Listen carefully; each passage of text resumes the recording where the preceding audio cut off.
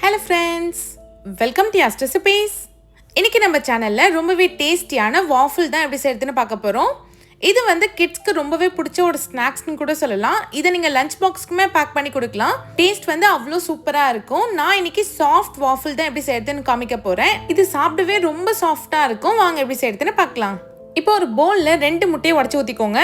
இது கூடவே ஒரு மீடியம் சைஸ் வாழைப்பழத்தை கட் பண்ணி சேர்த்துக்கலாம்.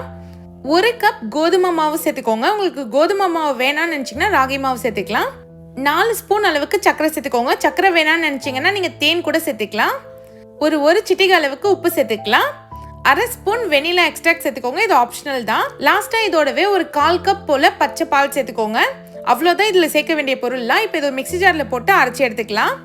வாஃபிளோட பேட்டர் பார்த்தீங்கன்னா நல்லா இந்த அளவுக்கு திக்கா இருக்கணும். ரொம்ப தண்ணியா இருந்துச்சுன்னா நமக்கு வாஃபிள் வந்து கரெக்டா வராது. நான் காமிக்கிற கன்சிஸ்டன்சியில் எடுத்துக்கோங்க. இப்போ நம்ம வாஃபிள் செய்ய ஆரம்பிச்சிடலாம்.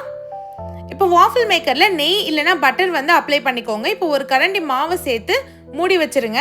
இப்போ வந்து இது ஒரு 2 நிமிஷம் நல்லா வேகட்டும். வெந்ததுக்கப்புறம் நான் ஓப்பன் பண்ணி காமிக்கிறேன். நல்லா இந்த மாதிரி கலர் சேஞ்ச் ஆகி வரணும். அவ்வளோதான், நல்லா சூப்பராக வாஃபிள் ரெடி ஆயிடுச்சு பாருங்கள். மீதி இருக்க மாவுலையும் அழகாக வாஃபிள் செஞ்சு ரெடி பண்ணி வச்சுக்கோங்க. உங்ககிட்ட வாஃபிள் மேக்கர் இல்லைனா நீங்கள் தோசைக்கல்லில் கூட இது குட்டி குட்டியாக பேன்கேக் மாதிரி செஞ்சு சாப்பிட்லாம். டேஸ்ட் அவ்வளோ சூப்பராக இருக்கும். இந்த வாஃபிள் தொட்டு பார்க்கவே அவ்வளோ பஞ்சு போல் சாஃப்டாக இருக்குது. இதை நீங்களும் உங்கள் வீட்டில் ட்ரை பண்ணி பாருங்கள். உங்கள் கிட்ஸ்க்குலாம் ரொம்பவே பிடிக்கும். இந்த மாதிரி நிறைய இன்ட்ரெஸ்டிங்கான ரெசிபிஸ் பார்க்க மறக்காமல் EASYAH ரெசிபிஸ் சேனலை சப்ஸ்கிரைப் பண்ணிவிடுங்க. தேங்க்ஸ் ஃபார் வாட்சிங்.